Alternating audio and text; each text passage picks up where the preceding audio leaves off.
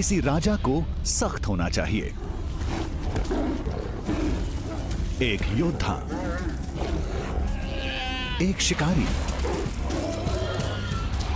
पर मां के लिए जरूरी है बच्चों की परवरिश, उनका पेट भरना, उनकी रक्षा करना। फीमेल टाइगर्स के लिए जरूरी होता है इलाके जीतना और उनमें अपनी ब्लड लाइंस को सुरक्षित रखना।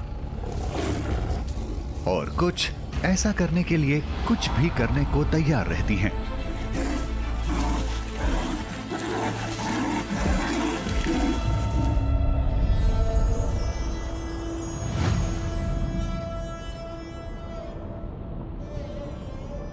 ये है महाराष्ट्र, भारत के बीच में बसा प्रदेश। यहां रही है राजाओं और रानियों की विरासत। पर शाही शासक तो आते जाते रहते हैं। आज यहां बादशाहत उनसे अलग तरह की है। अब यह इलाका ताल्लुक रखता है बाघों से।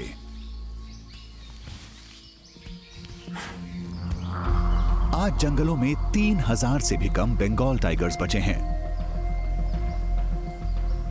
बाघ ऐसे इलाके ढूंढते हैं जहां शिकार भी हो और पार्टनर्स भी। और भारत के बीच वाले हिस्से में इस नजरिए से कोई भी इलाका ताडोबा जितना बेशकीमती नहीं। ये जन्नत ताल्लुक रखती है लीला से। इसके 4 बच्चे हैं जिनकी उम्र है करीब 18 महीने। और ये सभी अब भी इसी पर निर्भर करते हैं। पर एक इनमें से जरा अलग तरह का है।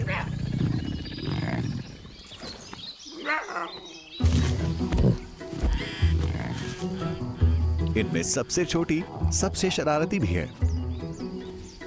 इसका नाम है माया।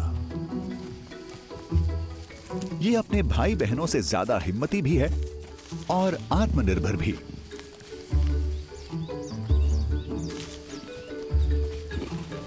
ये तो अभी से उन पर अपना दबदबा जताने लगी है, जबकि इसे ये बात मालूम भी नहीं। और ये झलक है आने वाले दिनों की।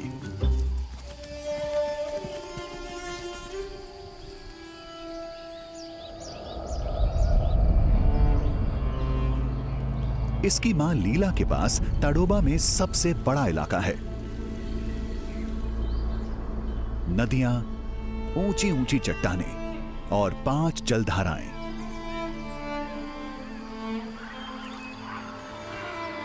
इनकी वजह से यहां दूसरे जीव आते हैं और शिकार भी, जैसे कि स्पॉटेड डियर, गौर और सांबर।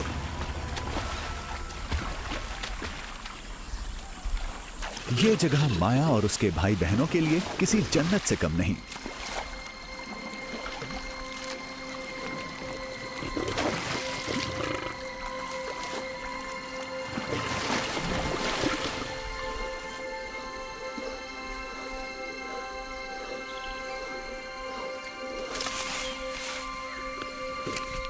मां लीला इन्हें भरपेट खाना मुहैया कराती है।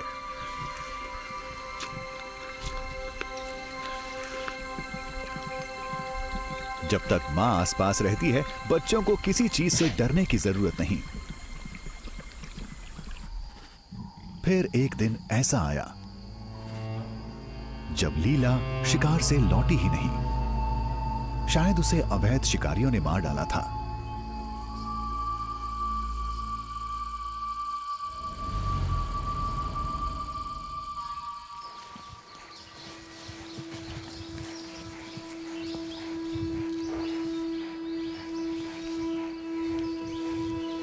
कई दिन तक ये बच्चे यूं ही इधर से उधर भटकते रहे। पर फिर माया के अंदर की आजाद शेरनी जाग उठी और वो अपने परिवार को छोड़कर निकल पड़ी अपनी मां के इलाके में। ये कम उम्र की और अकेली है। इसके सामने हैं बड़ी बड़ी चुनौतियां।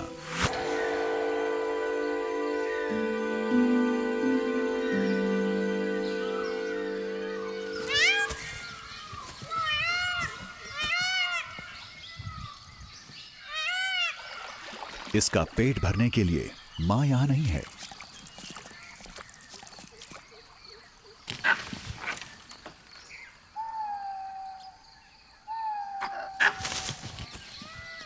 तो इसे दूसरों के मारे शिकार से ही काम चलाना पड़ता है। पर अगर माया को बड़े होने तक जिंदा रहना है तो ये दूसरों की छोड़ी हुई खुराक पर निर्भर नहीं कर सकती। उसे इस तरह के हिरण का शिकार करना होगा।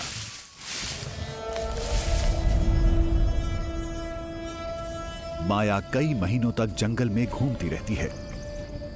इसका सीखना, खुद को हिम्मती बनाना और हालात के मुताबिक ढलना जारी रहता है। इसकी मां ने इसे कई सबक नहीं सिखाए।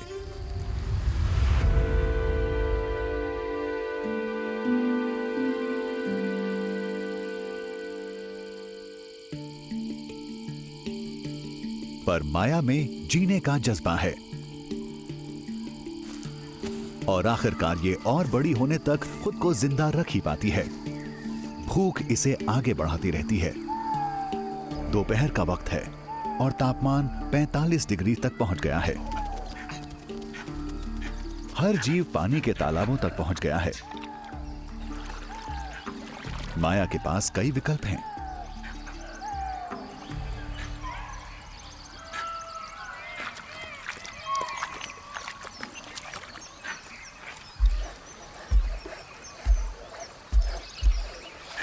तरकीब यह है कि अपनी दिलचस्पी ज्यादा न दिखाई जाए।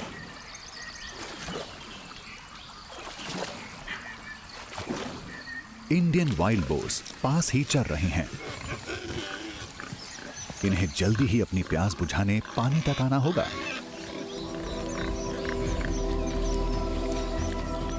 इनमें से एक बाकी सबसे अलग हो गया है।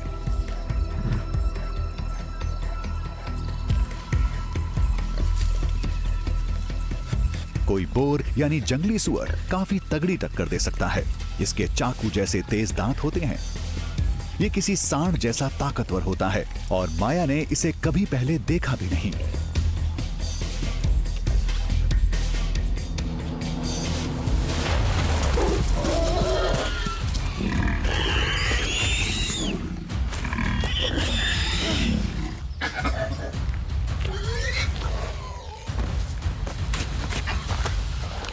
इसकी कोशिश काफी नौसीखियों जैसी रही। इसने दरअसल एक गलत एंगल चुना।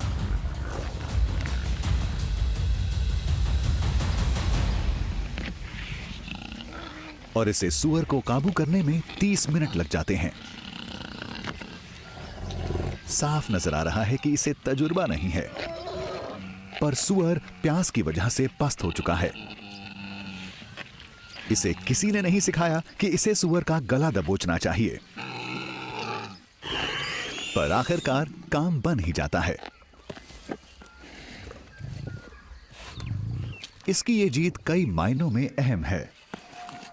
इसे खुराक मिल गई, इसका आत्मविश्वास बढ़ा और इसकी मां के इलाके पर इसका दावा भी मजबूत हो गया है।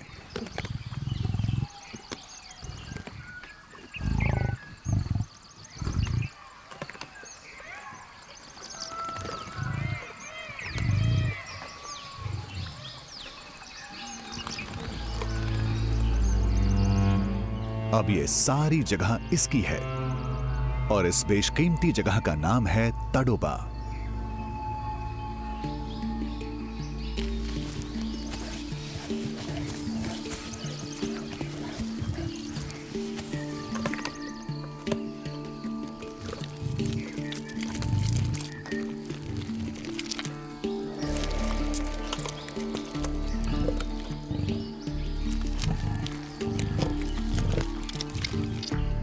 पेट भर खाना खाने के बाद ये बचे खुचे शिकार को छिपा देती है।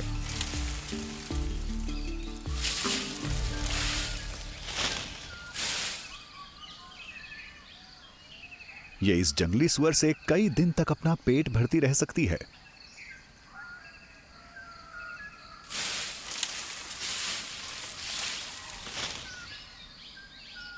ये पिंजर को अच्छी तरह छिपा देती है ताकि ये सियारों, जंगली कुत्तों और यहां से गश्त लगाते दूसरे बाघों को नजर ना आए।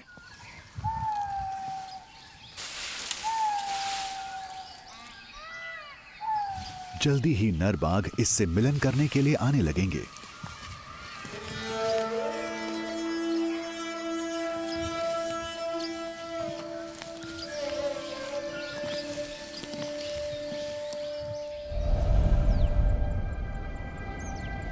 मादा बाघ अक्सर अपने इलाकों तक ही सीमित रहती हैं, पर जिन नरों के अपने इलाके आसपास होते हैं वो इधर उधर घूमते हुए अपने जीन्स को फैलाने की उम्मीद करते रहते हैं। इस इलाके पर कोई भी नर अपना दावा ठोकना चाहेगा, क्योंकि यहाँ खूब पानी है और शिकार की भी कोई कमी नहीं।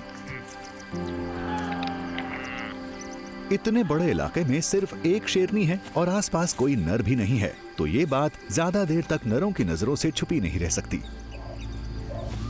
और जल्दी ही पहला खानाबदोश नर यहां आ पहुंचता है।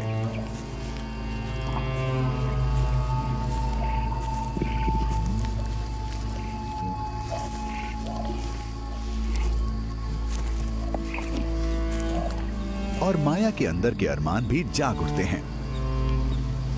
बच्चों को जन्म देने से इस बादशाहत में इसके कदम और मजबूती से जम जाएंगे, और यही इसका इकलौता मकसद भी है।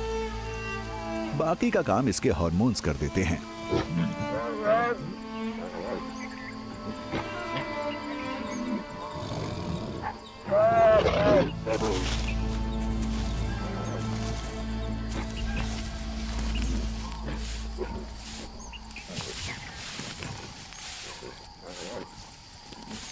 माया जो चाहती थी उसे मिल गया है। नर मिलन करने के बाद यहां से चला जाता है। अब बच्चों की देखभाल इसे खुद ही करनी होगी।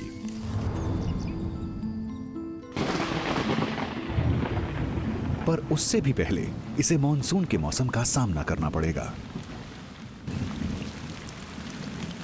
3 महीने तक बारिश लगातार होती रहती है।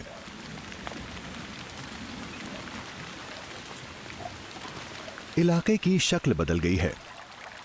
ज्यादातर जीवों के लिए यहां तक पहुंचना मुश्किल हो गया है। लेकिन फिर बारिश घटने लगती है और जानवर जंगल के अपने अपने आशियाने से बाहर निकलने लगते हैं।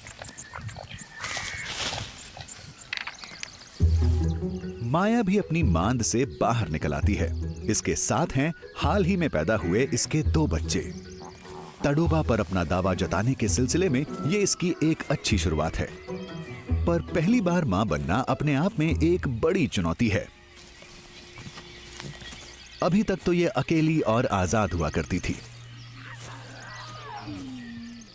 ये शिकार पर जाते समय अपने नन्हे बच्चों को छिपा देती है। इसे इस काम का तजुर्बा नहीं है और यह बात इसके लिए भारी पड़ सकती है। ये जगह बेशक किसी जन्नत जैसी लगती है,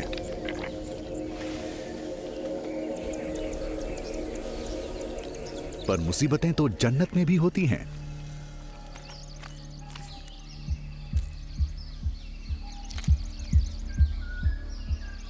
यहां भी जान बचानी होती है।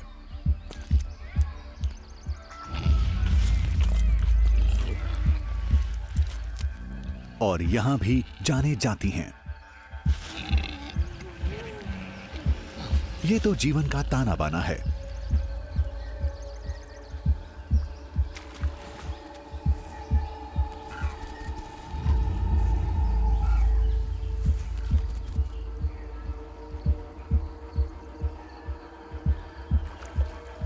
यूं तो शिकारी जीव अपना पेट भरने के लिए शिकार करते हैं,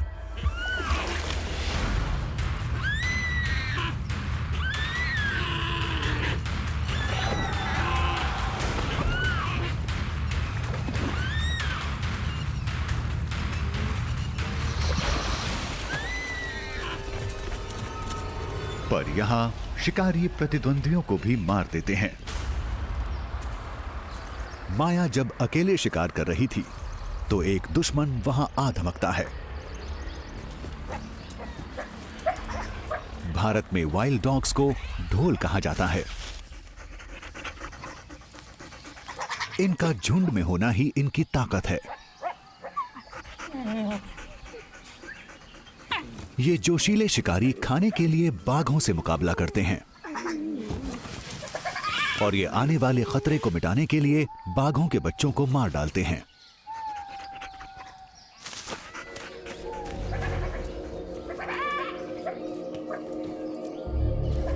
अपनी आदत के मुताबिक माया अकेले ही शिकार ढूंढ रही है।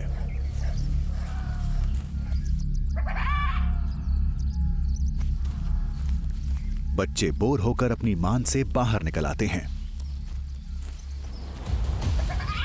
और ढोल इन्हें देख लेते हैं।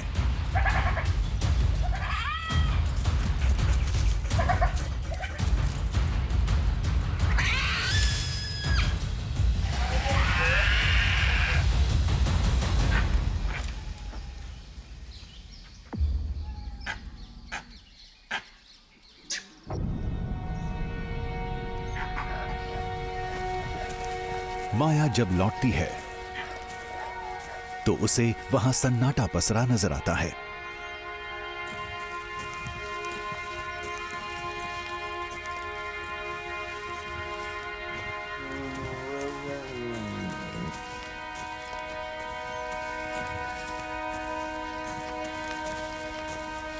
दोनों बच्चे गायब हैं।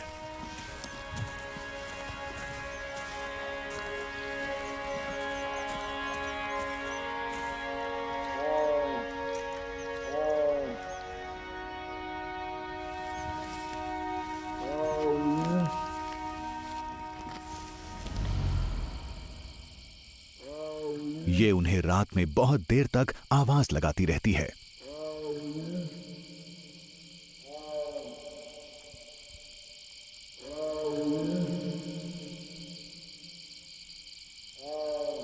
इस कड़वे सच को स्वीकारना मुश्किल है।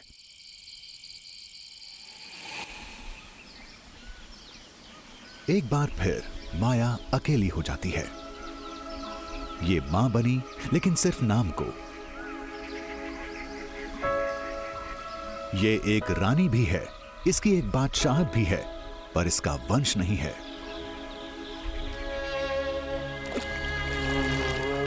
अब क्योंकि इस पर बच्चों की जिम्मेदारी नहीं है तो ये एक नए साथी से मिलन कर सकती है और ये जानती है कि कोई खानाबदोश नर जल्दी ही यहां आ भी जाएगा। आखिरकार इसमें अपना खास आकर्षण जो है। सूखे के मौसम की गर्मी बढ़ती जा रही है और एक खानाबदोश नर इधर आ ही जाता है।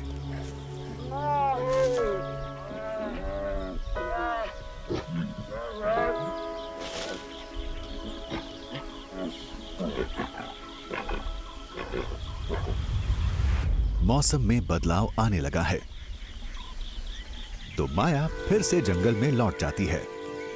जल्दी ही हर कोई आशियाना ढूंढता नजर आएगा। हवा की रफ्तार तेज हो जाती है, उसमें नमी भी बढ़ने लगती है और फिर मॉनसून दोबारा लौट आता है।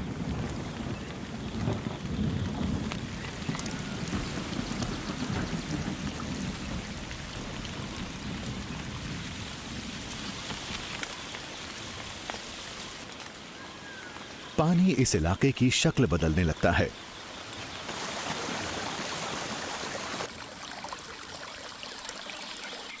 एक मोर मिलन से पहले कमाल का डांस दिखाने लगता है। हवा में जैसे फिर से एक नई जान पड़ जाती है। हर कहीं पानी नजर आने लगता है और बाघों को यह सब बहुत अच्छा लगता है। तापमान रोजाना 40 से 50 डिग्री के बीच पहुंचने लगा है तो ऐसे में पूरे मध्य भारत में ही पानी बंगाल टाइगर्स को नहाने से जुड़ा सुकून मुहैया कराने लगता है। ये इसे पीते हैं, इसमें खेलते हैं और आराम करते हैं। और मौसम जितना सूखा होता जाता है इन्हें पानी में उतना ही और मजा आने लगता है।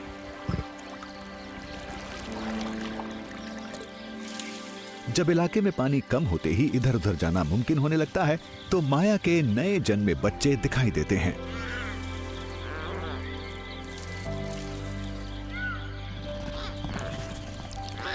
ये 3 बच्चे एक बार फिर इसके इलाके पर इसका दावा मजबूत कर देते हैं। माया शिकार से फुर्सत लेकर इस बार बच्चों के पास ज्यादा समय गुजार रही है।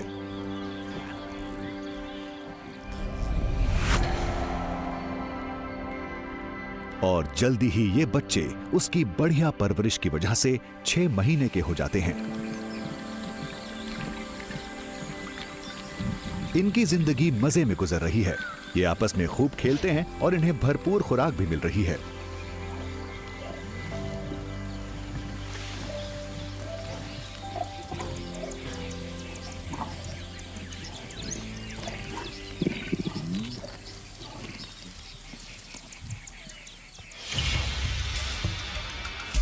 बच्चे एक दूसरे के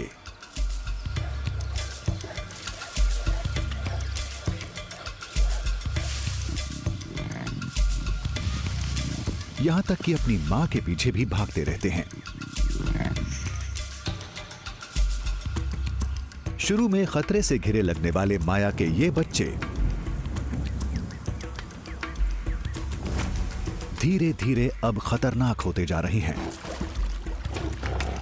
ये तो अब अपने हमलों की प्रैक्टिस भी करने लगे हैं। पर चाकू जैसे तेज इनके नाखून अंदर को सिमटे रहते हैं।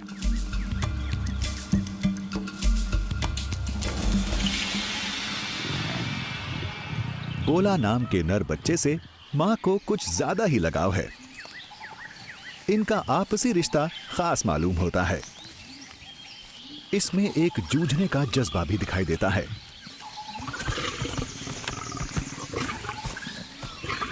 बच्चों की जिंदगी मजे में कट रही है। माया इन्हें अच्छी तरह खिलाती पिलाती जो है। लेकिन अगर इसके बच्चों को एक दिन इसकी बादशाहत पर राज करना है तो इन्हें अपनी मां की ही तरह अपना पेट खुद भरना सीखना होगा।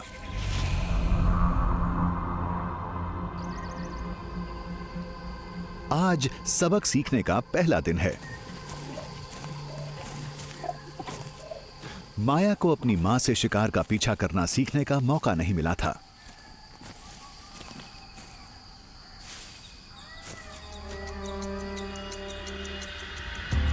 इंडियन बाइसन या गौर का एक झुंड पानी की तरफ बढ़ रहा है। बच्चे बहुत ध्यान से देख रहे हैं। माया एक टारगेट को चुन लेती है। एक नर बाकी झुंड से अलग हो गया है।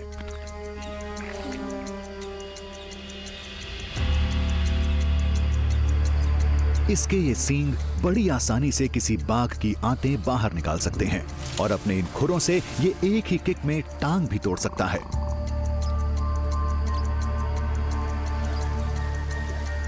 गौर का वजन 1 टन से भी ज्यादा होता है, पर बाघ के इन बच्चों को तो कोई चुनौती चाहिए। माया घास में जा छिपी है, वो नजर नहीं आ रही।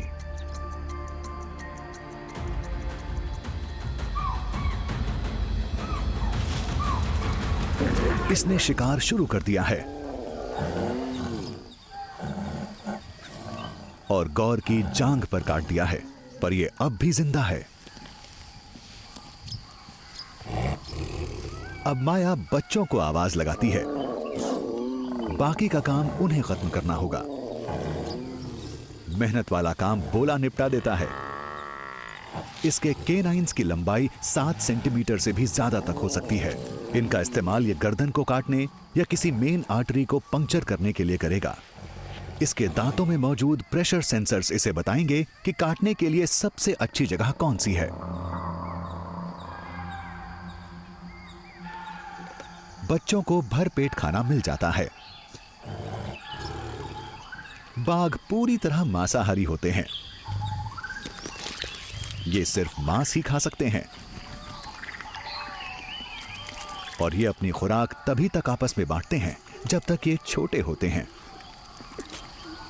वयस्क एक बार में 27 किलो तक मांस खा लेते हैं। ऐसी भरपूर खुराक के बाद अब इन्हें 1 हफ्ते तक कुछ खाने की जरूरत नहीं पड़ेगी।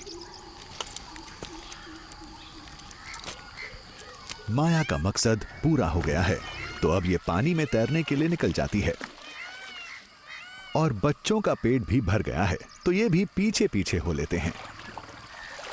माया इस इलाके पर अपनी पकड़ मजबूत करती जा रही है। इसके बच्चे एक दिन इसके इलाके पर अपना कब्जा जमा लेंगे। शर्त यह है कि बस ये 6 महीने और जिंदा रह जाएं। यहां से कुछ ही दूरी पर एक बड़ा सा नर तड़ोबा से गुजर रहा है। इसका नाम है मटकासुर और इसकी नजर माया के साम्राज्य पर है।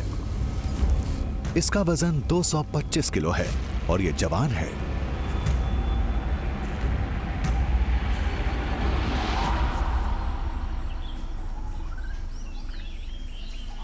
मटकासुर तड़ोबा की खूबियों का जायजा ले रहा है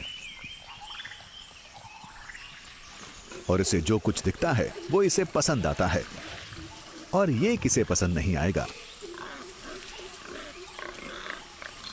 इसे या तो ये इलाका जीतना होगा या फिर इस इलाके पर राज करने वाली इस मादा को। अब इनमें से जो भी हो, ये उन बच्चों को बर्दाश्त नहीं करेगा जो इसके नहीं हैं।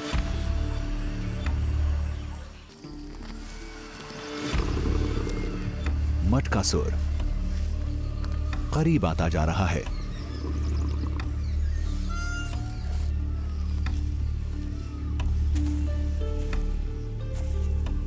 माया की गंध के पीछे पीछे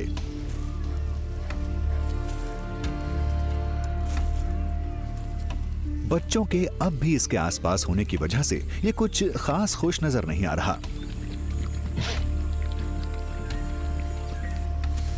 और ये अपनी नीयत जाहिर भी कर देता है। इसे तो बस रानी और उसकी बादशाहत चाहिए। पर माया को अपनी ओर बढ़ते इस खतरे का अंदाजा नहीं है। ये अपने इलाके में गश्त लगा रही है और इसका ध्यान अपने बच्चों की भूख को मिटाने पर ही लगा हुआ है। ये उन्हें छोड़कर चली जाती है।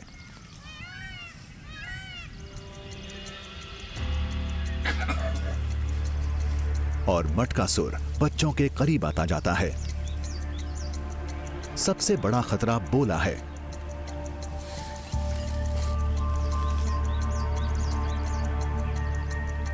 मादाएं तो पीछे हट जाती हैं, पर बोला में अपनी मां का हिम्मत न हारने वाला जज्बा है।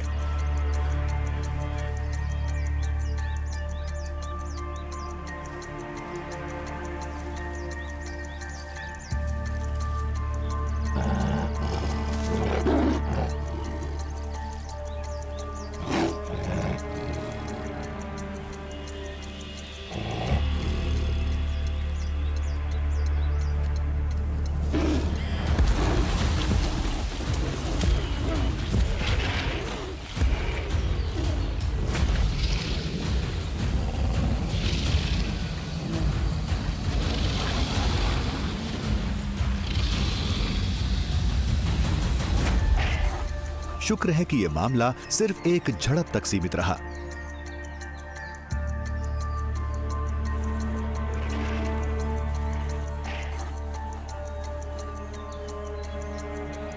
बोला की जान बच जाती है, पर उसे यहां से जाना पड़ता है। तो मटकासुर अपने पहले लक्ष्य को पाने में कामयाब रहा। बच्चे यहां से भाग जाते हैं और ये यहां आराम से पानी में बैठ जाता है।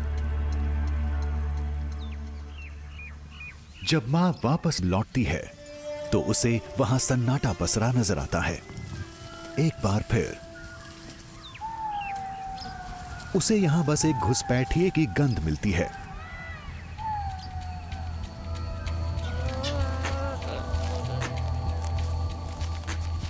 दोबारा मां बनने की माया की कोशिश कुछ मायनों में तो बेहतर रही, पर इस बादशाहत में अपनी ब्लड लाइन को कायम रखने की इसकी कोशिश दोबारा नाकाम हो गई।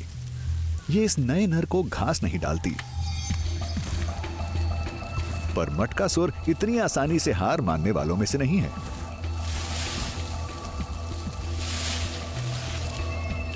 ये इस इलाके पर अभी से अपना दावा जताने लगा है और ये जहां तक जाता है अपनी गंध फैलाता जाता है। इसने बच्चों को यहां से भगा दिया है, यानी इसका आधा काम तो हो गया। अब इसे बस ये इंतजार करना है कि माया इसे स्वीकार कर ले।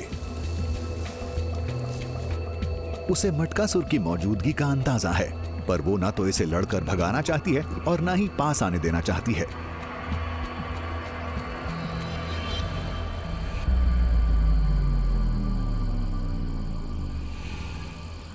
लेकिन फिर जिंदा रहने का इसका जज्बा इस पर हावी हो जाता है। मिलन करने को उतावले बाघों के दिमाग में बस एक ही बात होती है, अपनी ब्लड लाइन को हमेशा के लिए कायम रखना। तो माया फिर से कोशिश करती है।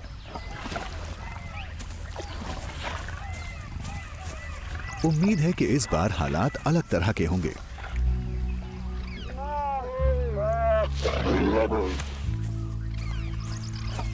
शायद मटकासुर आसपास ही बना रहे और इसे सुरक्षा मुहैया कराए।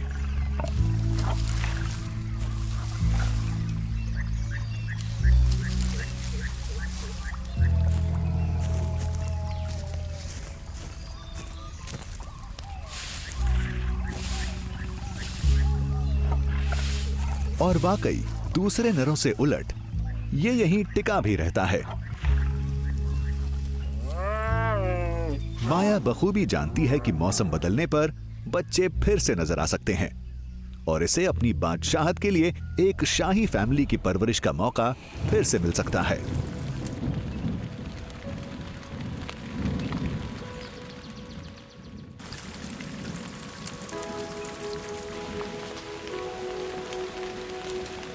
बारिश हमेशा अपने साथ राहत लाती है और नई जिंदगी भी।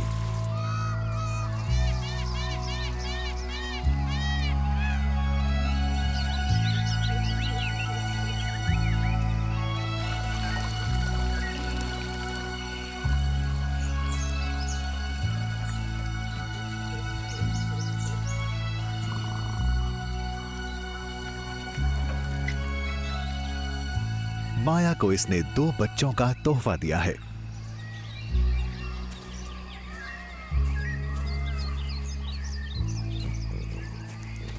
इसके ये बच्चे इसके पहले वाले बच्चों से एकदम अलग तरह के हैं।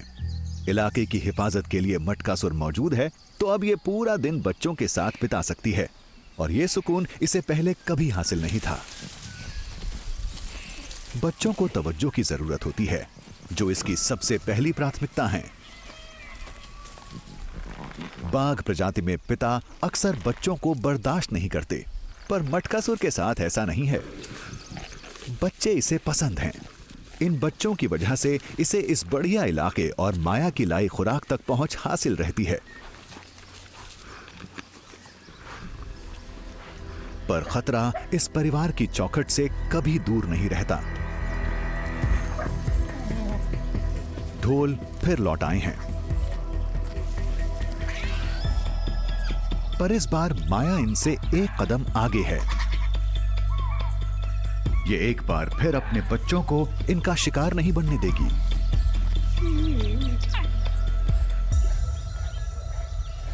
ढोल पानी की तरफ बढ़ जाते हैं और माया भी। बाघ के ये बच्चे डर महसूस करते हुए यहां से भाग जाते हैं।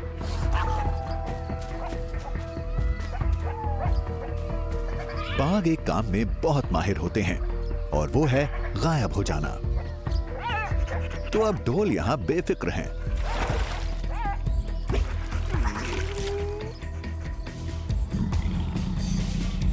पर माया इन्हें चैन से नहीं बैठने देगी। ढोल डर के मारे चिल्लाने लगते हैं।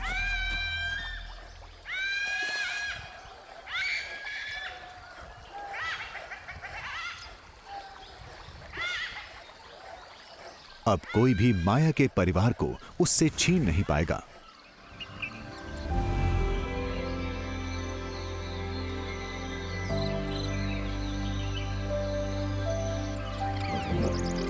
बच्चे अब 8 महीने के हो चुके हैं और ये हमेशा खतरे की जद में नहीं रहेंगे। ये जिस तरह खेल खेल में ऐसी मुठभेड़ें करते रहते हैं, वो इन्हें जल्दी ही ताकतवर शिकारी बना देंगी। इनमें जबरदस्त कंपटीशन है और ये प्रैक्टिस और हौसला अफजाई के लिए एक दूसरे पर निर्भर करते हैं।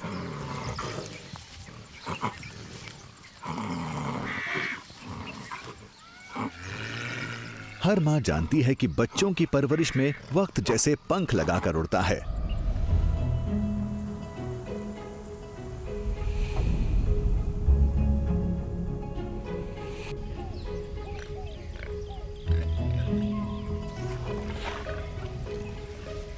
बच्चे अब जल्द ही किशोर बनने वाले हैं।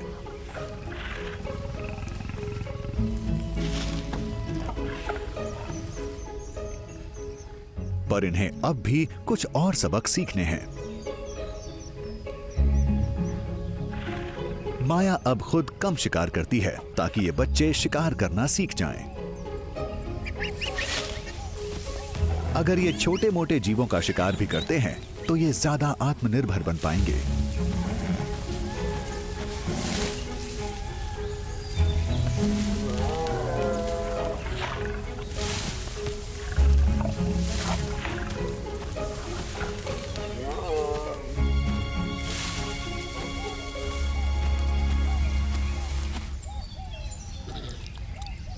मटकासुर थोड़ा सुस्त हो गया है और अब पहले की तरह मदद नहीं करता। पर इसके बावजूद इस बादशाहत में शांति बनी हुई है।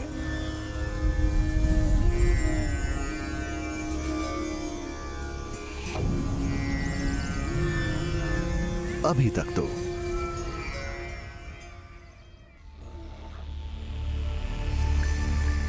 एक स्लॉथ बेयर और उसका बच्चा टहलते हुए माया की बादशाहत में आ गए हैं। स्लॉथ बेयर्स और टाइगर्स का अक्सर एक दूसरे से आमना सामना नहीं होता। इनकी खुराक एक सी नहीं होती, तो इनमें उसे लेकर कोई मुकाबला भी नहीं होता। इसलिए बाघ भालुओं को नजरअंदाज कर देते हैं।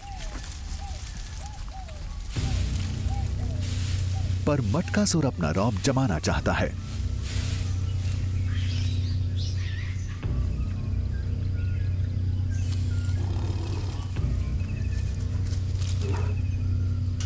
मां भालू अपने बच्चे को छिपाने के लिए पीछे हट जाती है।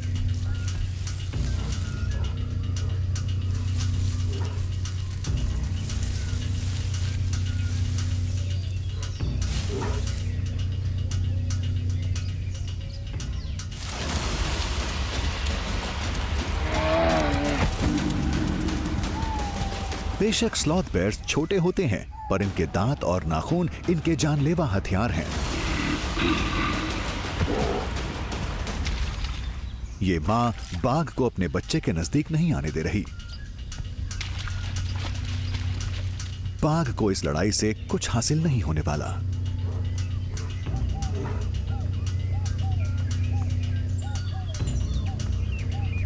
पर इस भालू मां को बहुत कुछ गंवाना पड़ सकता है।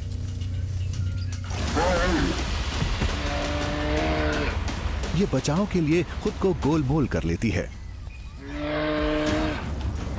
अगर ये मारी गई तो बच्चा भी नहीं बचने वाला।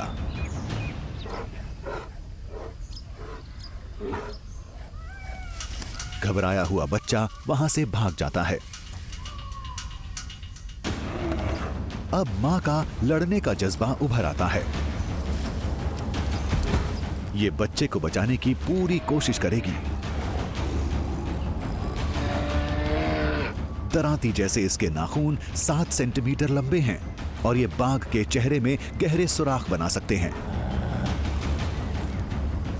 मटकासुर इसका दम घोंटने की पूरी कोशिश कर रहा है, पर उसकी पकड़ छूट जाती है।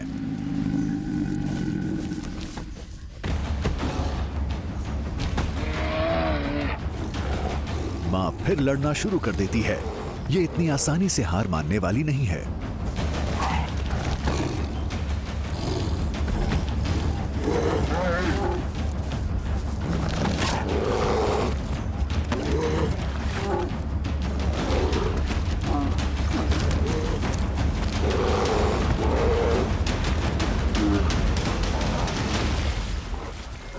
मटकासुर हार गया है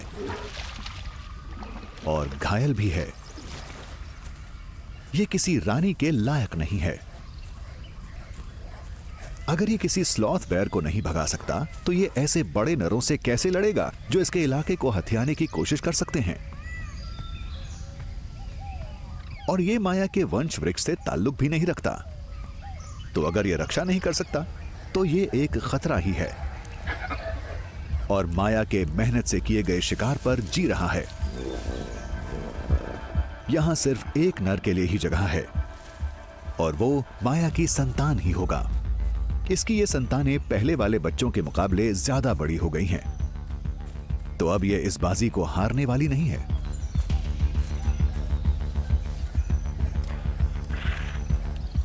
लिहाजा मटकासुर को यहां से जाना होगा।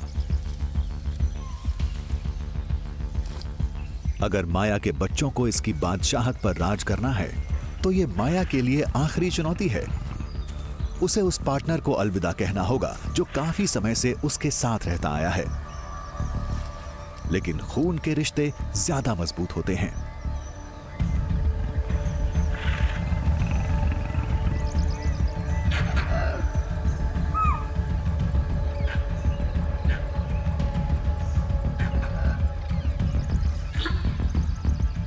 हालांकि इसकी उम्र ज्यादा हो गई है, पर इसे उस नर के साइज और उसकी ताकत का ख्याल रखना होगा। अगर माया को कोई चोट लगी तो ये इसके खुद के और इसके बच्चों के लिए मौत की सजा जैसा होगा।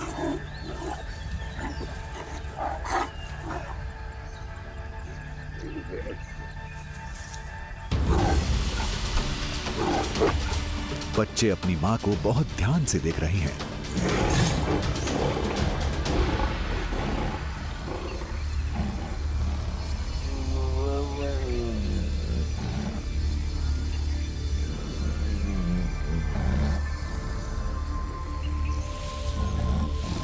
मां बार बार हमला करती है